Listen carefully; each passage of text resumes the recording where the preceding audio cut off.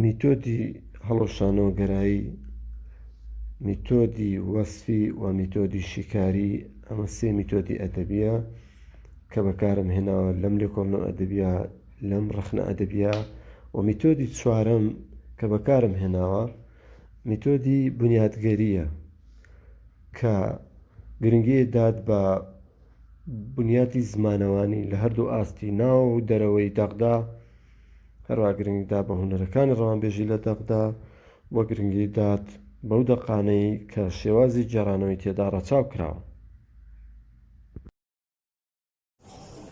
لەلاپەڕە 38 نمونەیەکمان هەیە کاکەڵ ئەسد. شەو باش، من ناوم کراسی ژنانەیە. ئەوەی نیشتیمان پێی شەرمە بیکاتە بەری خۆی منم، ئەم مێژوەنێرە، ئەم نیشتیمانی سمێڵە تەنها جارێ منی نەکردە بەری هەتاوێ، بەر جۆگەی ئاوێ، بەر شوشە گوڵاوێ.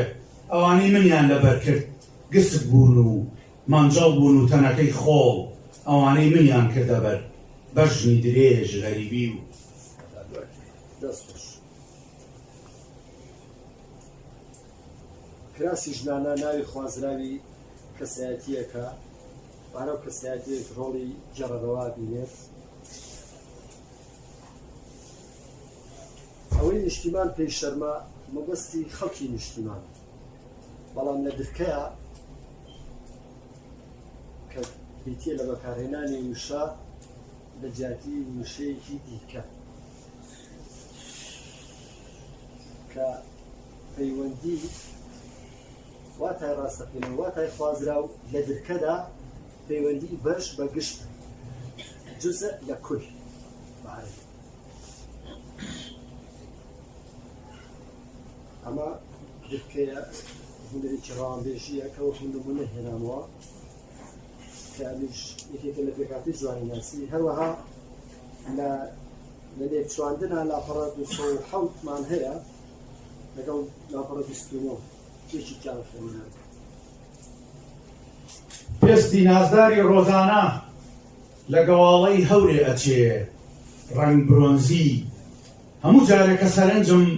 لە هەوری شان و ملی ئەدا، ئیتر بارانی پەخشان و خەون و ئاواز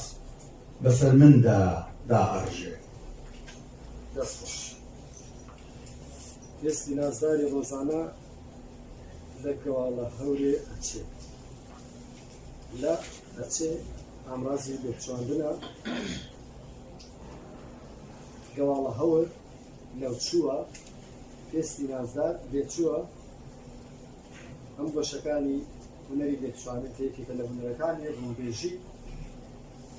کە بۆ ئەفراندنی جوانیناسی گەڕانەوە درستی کردووە. هەروەها وەسفی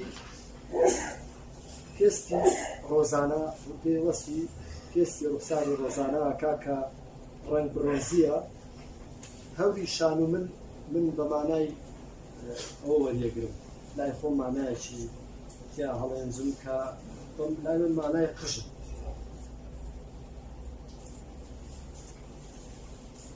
ئەم وەسفە ناڕاستەوخۆی وێنەی شێعریمان بۆ دروستەکە یەکێکە لە ئامانجی جێڕانەوە وێنە تەسەوڕ وێناکردن. نمونەیەکی دیکەمان هەیە لە لاپەڕە 29 وەسفی شوێن. وەسفی شوێنیش وێنەی شێعریمان بۆ دروستەکە کێشێکە لە پێکاتی جوانیناسی. لەسەر جادەی سەهۆڵەکە ڕاوەستاوم، گەنجم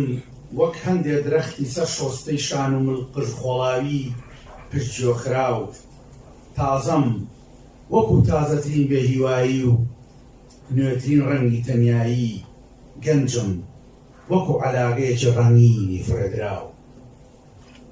دەستخۆش.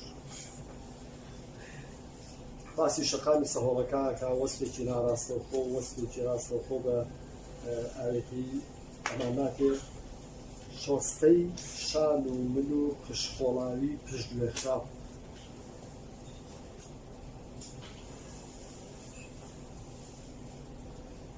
ئەمە ئەم وەسفی شوێنە وێنەی هونەریمانەداتێت. هەروەها کە ئەڵێ گەنجم وەکو عەلاقەیەکی ڕەنگینی خوێدراو لێرەشدا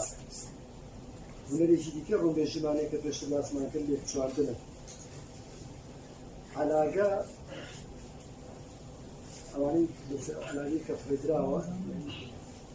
سوی بەکاری سوودی دێوە ئەو مانایە نەک بەڵێنە فیزیکی باوەکەی کە ئێمە هەممان تۆ لەڕووی ڕێزمانیەوە نەگەرجێ بە عەلاقە ژێبەرن بەڵام وتمان شاعیر ئەدەب نووسینی ئەدەبی ناگەڕێ بۆ مانای ڕێزمانی هەر دەقێک جگە لە مانای ڕێزمانی هیچ مانایەکی دیکەی نەبوو ئەو بزانە دەقی شێعر نیە ژانرێکی دیکەیە بەدەر دەشێت لەخوا ئاسی شێعرەوە بەڵام لێرەدا شاعیر شعری ئەکراندووە ئەم دەقەت ناونیشانی شعری کردەوە بە باڵای ئەم دەقە لەڕێی ئەم هونەرانەوە لێرەدا یەکێک لە سوودەکانی یەکۆڵنەوە ڕخنەی ئەدەبی دەرخستنی جوانیەکانی دەرخستنی هونەرەکانی قەڵەمی شاعیر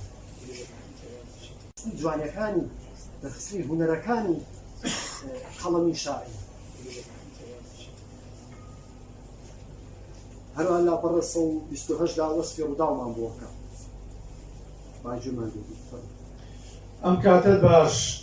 من ناوم گابەردە لەسەر ئەم بەرزاییە ئەژین چاوم لە هەموو شتێکە ئەمەوێ بەر لەوەی بە باروت و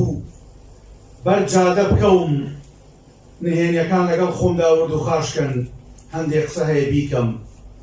جارێکیان هەر لە پاڵ مندا بۆسەیان بۆ دوو جۆگەی بێگوناه دانا جۆگەکان بەدەم گۆرانی وتنەوە هاتن وەخت تێگەیشتنە بەردەمیان کوشتیانن تەنها لەبەر ئەوەی سەرچاوەکانیان جیابوو دەستخوش شاعیر گێڕانەوەیەکی هەیە گێڕەرەوە کەسایەتێکی ناو چیرۆکەکەیە کەسایەتێکی ناو گێڕانەوەکەیە بە ناوی گابەردەوە بەردێک هێندی گایەک گەورەیە لەکوێ لەسەر خاکێکە چەند کەسێک جاشن بەکرێگیراون هەرچیەکەن بە پشتی بەردەکەەوە بۆ سەیان داناوە کەمینیان داناوە بۆ چێ بۆ چەند هاوزمانێک کە پێشمەرگەن و بەدەم گۆرانی و بۆمسەرکەری پولمانەوێتەوە ڕەتە بن دەزڕێژیان لێەکەن و شەهیدیانەکەن ئەمە ئەو مانایە کە من هەڵەمێنجان لەو دەقا وە خۆم نەبەستەوە بە بەو مانایی کە خاوەندەق مەبەستەتی و لە کەشفی معنای شاراوی ئەم دەقا سوودم لە میتۆدی وەسفی سوودم لە میتۆدی هەڵۆشانەوەگایی دروستکە کە میتۆدێکی پۆزمۆدێرن و تازەیە لە چاو میتۆدەکانی تر ئەو میتۆدانە منهەج و پێوەر و کلیلی لێکۆڵینەوەی ئەدەبی پێوەرن بۆ ڕەخنەی ئەدەبی بۆ کەشفی جوانی ناودەق جوانیەکانی ناودەق واتاکانی ناودەق کەشفی هونەرەکانی ناودەق کە شاعیر ئەفراندوویەتی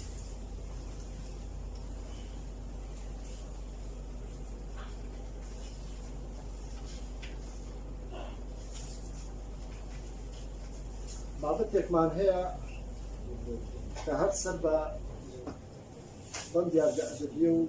لە چوارچێوی ئەم بابەتەیە بەناوی فەزاناسی کۆی ئەو جوانی ناسی گێرانەوەی کە باسمان کرد لەو بەرهەمە ئەدەبیان لەو دەقە شێعرانە کە بە تایبەتمەندیەکانی وەکو وەسف و کەسایەتی و ڕەمز و شێوازگەری ئەدەبی و شێوازی دەربڕین و نووسین و هەروەها شێوەی بە دوای یەکداهاتنی ململانەی ڕووداوەکان پێی دەوترێ فەزا سازی ئەم فەزای ناو شێعر چەند فەزایەکی بچووک فەزا گشتەکە دروستەکە جاو فەزایە ئازاراوی بێ شادی و دڵخۆشی بێ خەم و ئازار و سامناچی و سناک یا وەهم یان ئەفسانەیی بێ یاخود مۆدێرن بێ یان فەزایەکی سۆزاوی بێ یا فەزایەکی شارنشینی بێ ئەمەوێ بڵێن لە جوانیاسی گێڕانەوە دەقی واڵا نەک هەر تەنها ئەم کتێبە بەڵکو نەک تەنها ئەم کتێبە شێت بۆ بێ کەس خدا لێی خۆش بێت بەڵکو چوار کتێبی دیکەی بەمەوە 5 کتێبی دیکەی کە زۆربەی دەقەکانیان دەقی واڵا وەکو کتێبی سرودە بەردینەکان ملوانکە هەروەها کتێبی کورسی کتێبێکی شعری هەموو کتێبی شعرە باسی کتێبی شعرە هەروەها ئەسپێک لە پەڕەی وڵاڵا دەقی واڵا بۆ معنایی دەقەکە دەرگای واڵا و کراوەیە بەڕووی مەعنا جۆر بە جۆرەکاندا بەڕووی وێنە جۆر بە جۆرەکاندا بەڕووی مەدلو لە جۆر بە جۆرەکاندا بەڕووی دەلالەت جۆر بە جۆرەکان کە تەواو بووم بەسەر چۆن وتمان گێڕانەوە دەزووی بەیەکەوە گرێدان و بەیەکەوە بەستنەوەی ژانرە جۆر بە جۆرەکانی ئەدەب بە ژانرەکانی شەعریشەوە لێرەدا فرت و پوخت باسی ئەم داردادەبێمان کرد سودمان لە سێ میتۆدی ئەخنەی ئەدەبی وەرگرت کە میتۆدی وەسفی و میتۆدی شیکاری و میتۆدی هەڵەشانەوەگەراییە ئێمە قسە لەسەر کەسایەتی ناکەین نە بەرچاک نەبەر و ئەم مینبەرە ئەم خۆڕانە بەکار ناهێنین بۆ خۆخاڵیکردنەوە یاخود بۆ دەردەدڵی مەوزوع ئەدەبیارناسیە ئەدەبی جیهانی دەمێک ئەو باڵەتانەی ڕۆ کردوتەوە کە ئێمە بەری نەکەوتون و نەمان خوێندوتەوە معنای ئەوە نییە کە نییە هەیە بەس نەمان خوێندوتەوە ئێستا چەندی توێژینەوەی ماستەر و دکتۆرا لە بواری لێکۆڵینەوەی ئەدەبی و ڕەخنەی ئەدەبی لە کتێبخانەی کوردی هەیە بەڵام ئێمەوا زانین نییە چونکە نەمان خوێندوتەوە بە دوایان نەگەڕان خۆیانەوە عیلم نایەتە باوەشتەوە خۆڵکی بە دوایە بگەڕێت بۆیە مداخلەکانیش لەسەر هیچ کەسایەتیەک نەبێ لەسەر خۆشم لەسەر خۆم نا من کۆڕێکی دیکە لە شوێنێکی دیکە کۆڕێکی دیکە ساز قسە لەسەر خۆم کرد بەس لێرن با لە مۆزوعێت و لە علمێتی ئەم کۆڕ و ئەم باسە کەم نەکەین با باسی شخصی و میزاجی تێکەڵ با مواضعی علمی و ئەکادمی نەکەین یعنی کاتمان نییە بۆ قسەکردن لەسەر کاکەڵۆ بۆ قسەکردن لەسەر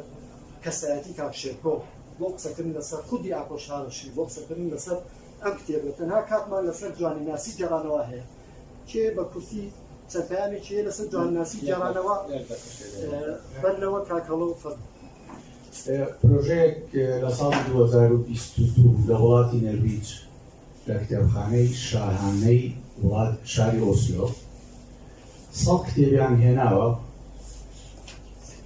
ئەیخەنە ناو 100 سنووقەوە بۆ 100 ساڵ یعنی لە 2122 ئەو سنووقانە ئاکەنەوە بۆ ئەو کەسانەی کە